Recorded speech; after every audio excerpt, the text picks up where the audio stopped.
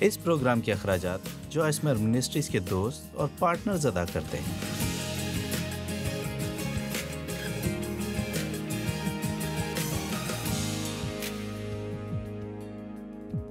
میں آپ سے بات کرنا چاہتی ہوں ایک بے دین دنیا میں دیندار کیسے ہوا جائے۔ ایک ایماندار اور ایک بے دین کے درمیان فرق بہت دھندلا سا ہوتا جا رہا ہے۔ آمین۔ اور میرا اس سے یہ مطلب ہے، آپ جانتے ہیں، صرف اس لیے کہ کسی نے اپنی گاڑی پر بمپر اسٹیکر لگایا ہوا ہے، اس کا یہ مطلب نہیں کہ وہ خدا کے ساتھ اس طرح سے چل رہے ہیں جیسے انہیں چلنا چاہیے، یا پھر وہ اپنی زندگی میں پردے کے پیچھے سمجھوتے نہیں کر رہے۔ اور میں واقعی اس بات پر یقین کرتی ہوں کہ اگر ہم اپنی گاڑی پر بمپر اسٹیکر لگائیں گے اور اپنے گلے میں صلیب پہنیں گے اور بائبل لے کر چلیں گے اور ایسی چیزیں کریں گے جس سے ظاہر ہو کہ ہم مسیحی ہیں، تو ہمیں ایسی زندگی بھی جینی چاہیے، ورنہ میرے خیال سے ہمیں انہیں اتار دینا چاہیے۔ اور جانتے ہیں، یہ واقعی بہت زیادہ قابل فکر ہوتا جا رہا ہے۔ بائبل میں لکھا ہے کہ آخری دنوں میں جو کہ میں نہیں جانتی کہ یسوع کے دوبارہ آنے سے کتنی دیر پہلے ہوں گے، لیکن ایک چیز یقینی ہے، بہت سے نشانات جن کا ذکر بائبل کرتی ہے، بے شک وہ نشان پورے ہوتے جا رہے ہیں۔ اور اس لیے ہمیں یہ محسوس کرنے کی ضرورت ہے کہ اگر خدا نے ہمیں اس دور میں جینے کے لیے رکھا ہے، اب میری بات سنیں، آپ حادثاتی طور پر پیدا نہیں ہوتے اور دنیا میں کسی جگہ کسی دور میں ڈال دیے نہیں جاتے۔ آپ کے خدا نے آپ کو اس جگہ، اس دور میں ایک وجہ سے رکھا ہے، اور اگر آپ اس وقت اس دور میں سن رہے ہیں تو دنیا کی تاریخ میں آپ کو ایک ضروری کام کرنا ہے۔ یہ صرف ان لوگوں کا کام نہیں ہے جو یہاں کھڑے ہیں۔ سچ تو یہ ہے کہ وہ لوگ جنہیں مدد کی سب سے زیادہ ضرورت ہے وہ یہاں نہیں آئیں گے، وہ وہاں کہیں ہوں گے جہاں آپ ہیں، اور اس لیے ہمارا کام ہے آپ کو تیار کرنے کا تاکہ آپ دنیا میں جائیں اور خدمت کا کام سر انجام دیں۔ میں یہ دوبارہ کہوں گی، 5 فولڈ منسٹری خاص طور پر آپ کی تربیت کے لیے ہے تاکہ آپ دنیا میں جائیں اور خدمت کا کام سر انجام دیں۔ اور جانتے اب یہ وقت نہیں ہے کہ آپ صرف گرجا گھر آئیں اور سامنے کھڑے ہوئے شخص کی تعریف کریں۔ اب آپ کے پاس وقت ہے کہ آپ وہ سب کچھ کریں جو کہ آپ کر سکتے ہیں، اور یہ یقینی بنائیں کہ آپ اس چیز کے لیے تیار ہیں کہ آپ جو سنیں گے اسے دنیا میں لے کر جائیں گے اور استعمال کریں گے۔ آمین۔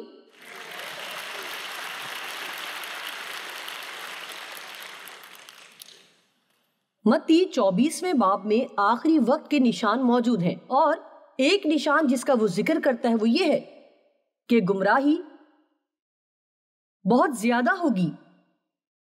سچ تو یہ ہے کہ گمراہی اتنی زیادہ ہوگی، اور اگر وہ دن گھٹائے نہ جاتے تو کوئی بشر نہ بچتا، مگر برگزیدوں کی خاطر وہ دن گھٹائے جائیں گے۔ کیا آپ کبھی کبھار ہی گمراہی سے متعلق دعا کرتے ہیں کہ خدا آپ کو گمراہی سے بچا کر رکھے اور آپ گمراہ نہ ہو جائیں؟ کیا آپ یہ دعا کرتے ہیں؟ اگر آپ یہ دعا نہیں کرتے تو میں آپ کی حوصلہ افزائی کرتی ہوں کہ آپ ہر روز یہ دعا کیا کریں، کیونکہ یہ سوچنا کہ آپ کو گمراہ نہیں کیا جا سکتا خود میں گمراہی ہے۔ آمین۔ میں آپ کو کچھ کہانیاں بتانا چاہتی ہوں جو کہ میری بات سمجھنے میں آپ کی مدد کرے گی۔ میں ایک آدمی کو جانتی ہوں، جانتے ہیں، جس کی بیوی نے یہ فیصلہ کیا کہ وہ الگ ہونا چاہتی ہے، اور اس لیے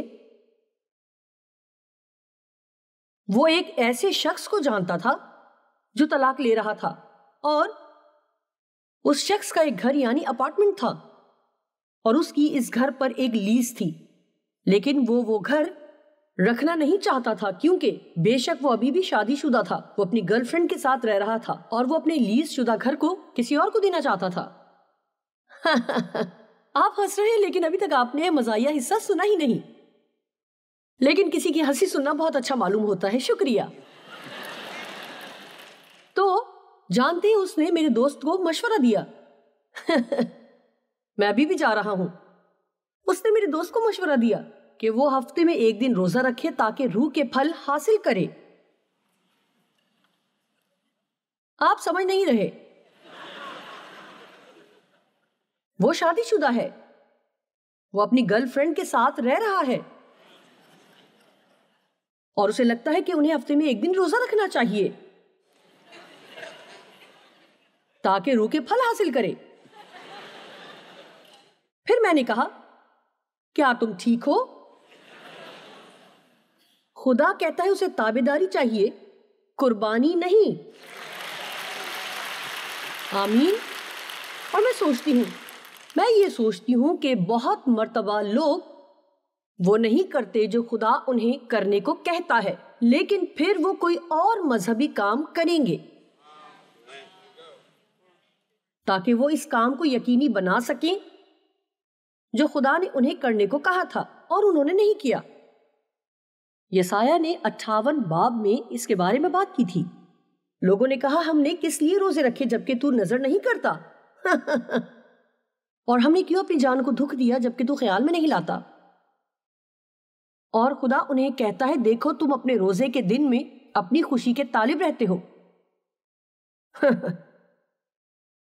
اور سب طرح کی سخت محنت لوگوں سے کراتے ہو.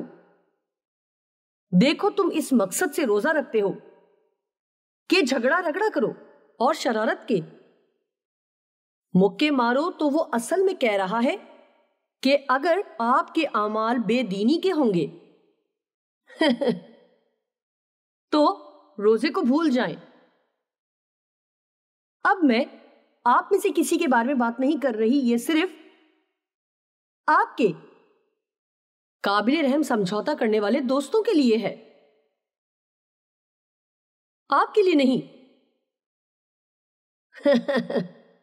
لیکن اس صورت میں جب آپ آزمائش میں پڑ جائیں, کسی بھی آزمائش میں, میں چاہتی ہوں کہ سب اس کو آج رات دل میں بٹھا لیں, کیونکہ لوگوں کو اس جگہ میں کھینچ لینے کی دنیا میں ایک عجیب سی کشش ہے, دھندلی جگہ میں.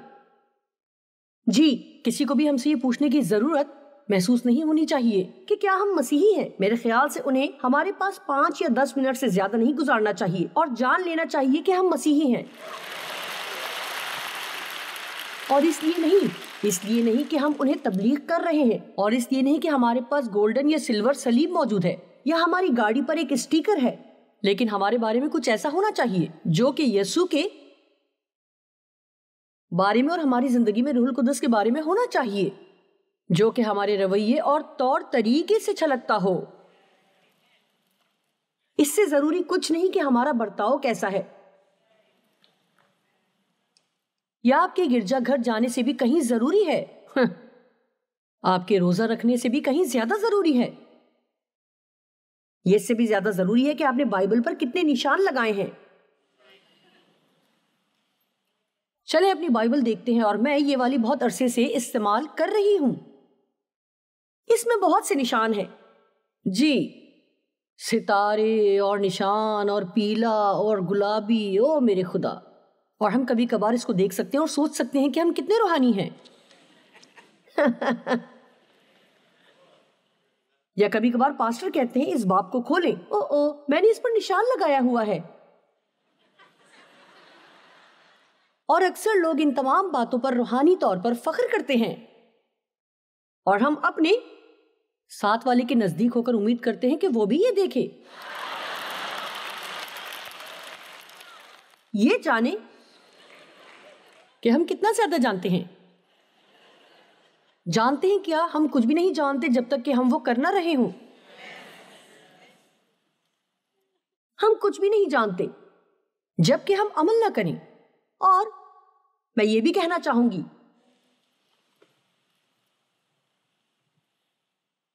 ایسا بھی نہیں کہ ہم یہ ایک اتوار گرجا گھر میں اپنے مسیحی دوستوں کے سامنے نہیں کر رہے. آپ شاید اس کو بھی خارج کر دیں گے, یا ہم ایسا بند دروازوں میں صرف اپنے گھر میں ہی کرتے ہیں, یا پھر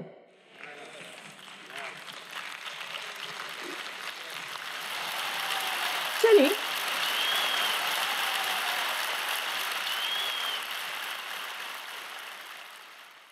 دیکھیں میں نے بہت پہلے یہ سیکھا کہ خدا ہر وہ کام دیکھتا ہے جو کہ میں کرتی ہوں، اور جو چیز میرے لیے نہایت ضروری ہے وہ یہ ہے کہ میں اپنی تمام زندگی خدا کے سامنے جیوں، اور میں چاہتی ہوں کہ میں خداوند کے حضور مقبول ٹھہروں، اور یہ کہ اس کے سامنے میری عزت لوگوں کے سامنے میری عزت سے کہیں زیادہ ضروری ہے۔ کبھی کبھار ہم درست کام کرتے ہیں جبکہ درست شخص ہمیں دیکھ رہا ہو جس کو ہم متاثر کرنا چاہتے ہیں، لیکن اس وقت کیا کریں جب کوئی بھی ہمیں نہیں دیکھ رہا ہوتا؟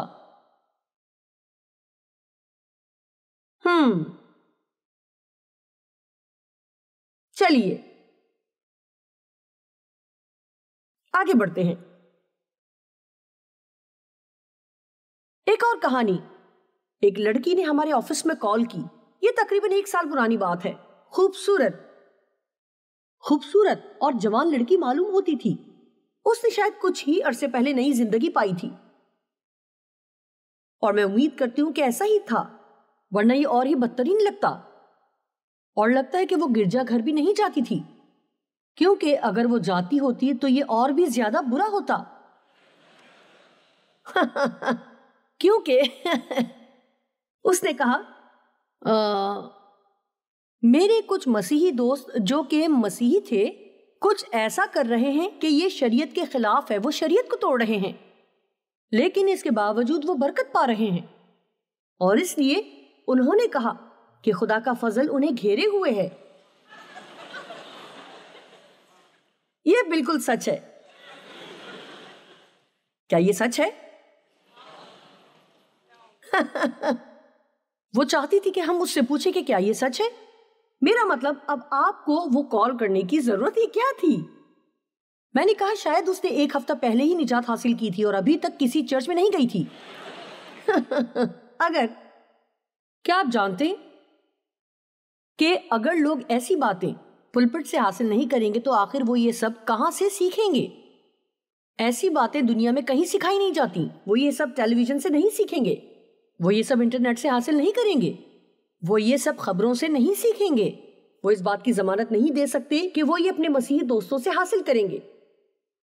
مجھے لوگوں کی حوصلہ افزائی کرنا پسند ہے اور آپ کو یہ بتانا کہ خدا آپ سے کتنی محبت کرتا ہے اور وہ آپ کو کیسے برکت دینا چاہتا ہے۔ لیکن پولس نے تیموتھیوس کو کہا، اس نے کہا ہر طرح کے تحمل اور تعلیم کے ساتھ سمجھا دے اور ملامت اور نصیحت کر۔ صرف حوصلہ افزائی نہیں بلکہ ملامت اور نصیحت بھی کرے۔ تو آپ جانتے ہیں میں شاید یہاں آتی اور کوئی مزاحیہ پیغام سکھا دیتی، میرے پاس کچھ بہت مزاحیہ واقعات ہیں، میرا مطلب میں سب کو بہت ہی زیادہ ہنسا سکتی ہوں، لیکن خدا چاہتا ہے کہ آج رات میں آپ سے اس کے بارے میں بات کرتی، کیونکہ میں واقعی آپ کو مستقبل میں ایسی تمام پریشانیوں سے دور رکھنا چاہتی ہوں، اور پریشانی آنے والی ہے۔ ابلیس نے پیدائش میں ہوا کو دھوکہ دینے کے لیے 3 حوالے دیے، تو اس بارے میں ذرا سوچیں۔ ان تمام سالوں میں جو اس نے کام کیا، تو آج کے دور میں اس نے کیا دھوکہ تیار کیا ہوگا؟ ابلیس اس دنیا میں زندہ اور زوراور ہے۔ بائبل مقدس میں مکاشفہ 12:9، اور وہ بڑا اژدہا یعنی وہی پرانا سانپ جو ابلیس اور شیطان کہلاتا ہے اور سارے جہان کو گمراہ کر دیتا ہے، زمین پر گرا دیا گیا، اور اس کے فرشتے بھی اس کے ساتھ گرا دیے گئے، اور اس لیے وہ یہاں ہے، لیکن ہمیں اس پر اختیار دیا گیا ہے۔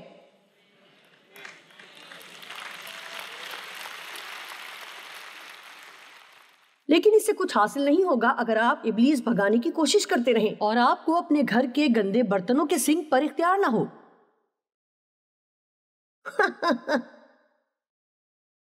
اور آپ کہتے ہیں کیا؟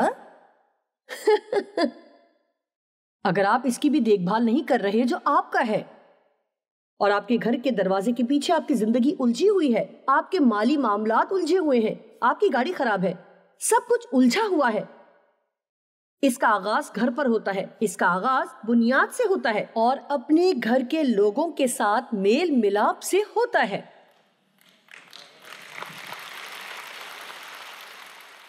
میں ہر روز ڈیو کے ساتھ لڑ کر اور پھر یہاں اوپر آ کر پیغام نہیں دے سکتی۔ میں کر سکتی ہوں لیکن میں مزہ حاصل نہیں کر سکتی۔ دھوکے کا مطلب ہے جھوٹ پر یقین کرنا۔ اگر آپ اس کو وائنز کی یونانی لغت میں دیکھیں تو اس کے معنی ہے دھوکہ دینا، فریب دینا، بے ایمانی کرنا جو کہ کسی چیز کے بارے میں غلط تاثر دے اپنی ظاہری شکل یا بیان سے۔ یہ چالاکی ہے، یہ پھندا ہے، یہ ایک پھندا ہے، یہ درست راہ سے بھٹک جانا ہے یا گمراہ ہو جانا ہے۔ یہ تب ہوتا ہے جب ہم اس بات پر یقین کرتے ہیں کہ بھلا برا ہے اور برا بھلا ہے، کہ درست غلط ہے اور غلط درست ہے، اور ہم دنیا میں اس کا نمونہ دیکھ سکتے ہیں۔ آمین۔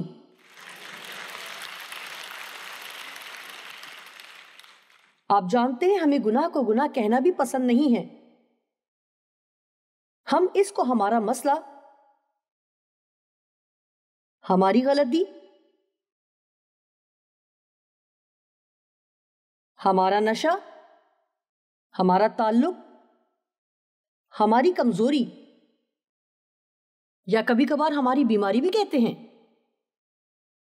لیکن یہ کہنا پسند نہیں کہ ہم نے گناہ کیا۔ لیکن خدا اسے یہی کہتا ہے۔ اوہ، کیا آپ نے سنا اور زنا میں پھنس گئے؟ آپ زنا میں پھنستے نہیں ہیں۔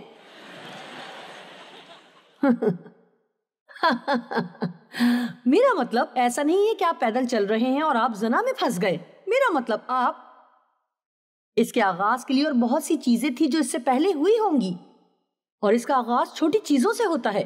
اور وہ لوگ جو بہت سمجھدار ہیں، وہ لوگ جنہوں نے اپنے لیے دعا کی ہے کہ خدا مجھے دھوکے سے بچانا، میرا مطلب آپ اسی پل میں جان جاتے ہیں جس وقت ابلیس کچھ کرنا شروع کرتا ہے۔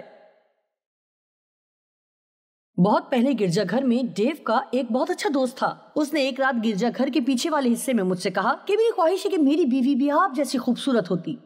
میں سیدھا اپنے شوہر کے پاس گئی اور اسے یہ سب بتایا،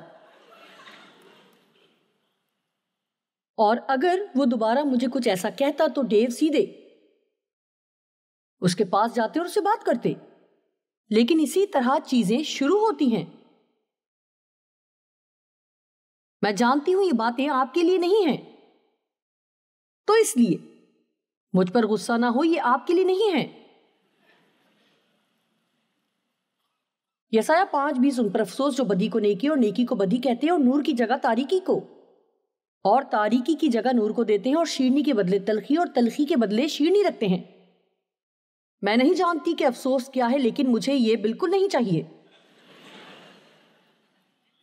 آج کے معاشرے میں دیانت داری کی بہت کمی ہے۔ سچ تو یہ ہے کہ آپ بہت سے جوان لوگوں کو پوچھ سکتے ہیں دیانت داری کیا ہے، اس کے معنی کیا ہے، وہ یہ بھی بالکل نہیں جانتے۔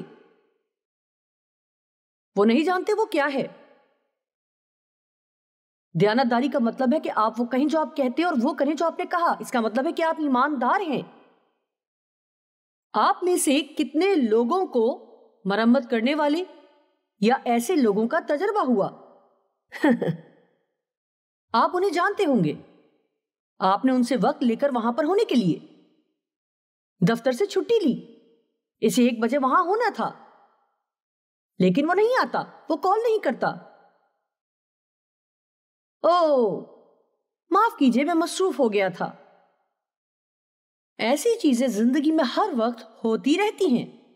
ہم اپنے معاشرے میں ایک ایسی جگہ پر ہیں جہاں لوگوں کے الفاظ پر اعتماد کرنا بہت مشکل ہو گیا ہے، لیکن سنیں، ہمیں ایک بہترین مثال قائم کرنی ہے۔ جی میں کہہ رہی ہوں، ہمیں مثال قائم کرنی ہے، ہمیں ایک نیا کام کرنا ہے۔ جی آج رات میں آپ میں سے ہر ایک کو خدمت کے لیے دعوت دیتی ہوں۔ میرا مطلب ہے ہر وقت کی خدمت کرنی ہے، اور میں آپ کو یہ کام دے رہی ہوں کہ آپ دنیا میں جائیں اور نمک اور روشنی بنیں۔ نمک کا مطلب ہے کہ آپ کی زندگی میں کچھ ذائقہ ہے، اس میں کچھ ایسا ہے جس کی ہر کسی کو خواہش ہے۔ میں ایسا بننا چاہتی ہوں۔ اس کے پاس کچھ ایسا ہے جو مجھے چاہیے۔ اگر آپ کسی کو کہتے ہیں کہ آپ اسے کال کریں گے، انہیں پھر کال کریں۔ میں آپ کو کال کروں گی اور ہم مل کر کھانا کھائیں گے۔ آپ انہیں پسند نہیں کرتے اور نہ ہی ان کے ساتھ کھانا کھانا پسند کرتے ہیں۔ یہ صرف ایسے ہی تھا، میں آپ کو کال کروں گی، کسی وقت آپ کے ساتھ کھانا کھائیں گے۔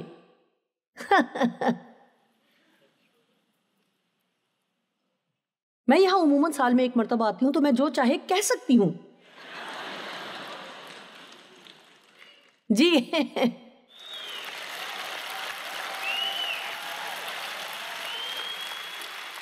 کیا آپ جانتے ہیں کہ کتنے مسیحی کسی اور پر غصہ ہیں؟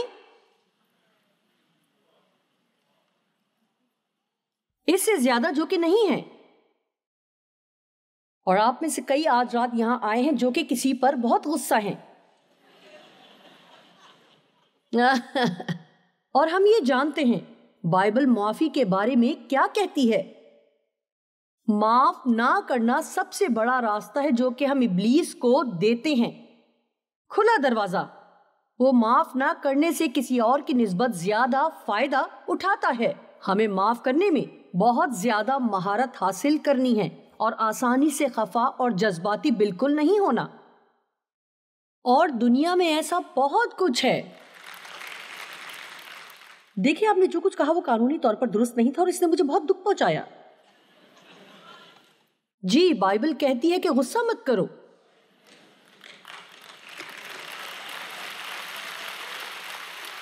یہ صرف اتنی سی بات نہیں کہ آپ نے مجھے دکھ پہنچایا۔ بائبل کہتی ہے کہ غصہ مت کرو۔ صرف اس لیے کہ کوئی آپ کو کچھ دے رہا ہے تو اس کا یہ مطلب نہیں کہ آپ اس کو لے لیں۔ آمین۔ آپ معاف کرنے میں اتنے اچھے ہو جائیں کہ ابلیس ایسا ہو جائے کہ اس سے یہ بالکل بھی برداشت نہ ہو سکے۔ خدا معاف کرنے والا اور بہت رحیم ہے، اور وہ ہمیشہ یہی کوشش کرتا ہے کہ لوگوں کو گناہ سے نکالے اور اپنی معافی اور پاکیزگی میں لے کر آئے۔ لیکن وقت آئے گا کہ وہ نہ صرف اس کا انصاف کرے گا جو کچھ دنیا میں ہو رہا ہے، اور خدا اس سے گندگی کو صاف کر دے گا۔ اور ہم یہ یقینی بنانا چاہتے ہیں کہ ہم درست سمت میں ہوں، اس سمت میں جو کہ اس کے خلاف ہے، اور ایک بہت بہترین مثال بنے۔ میں آپ کو بتاتی ہوں، آپ بن سکتے ہیں۔ آپ اپنا منہ کھولے بغیر ہی پیغام دے سکتے ہیں۔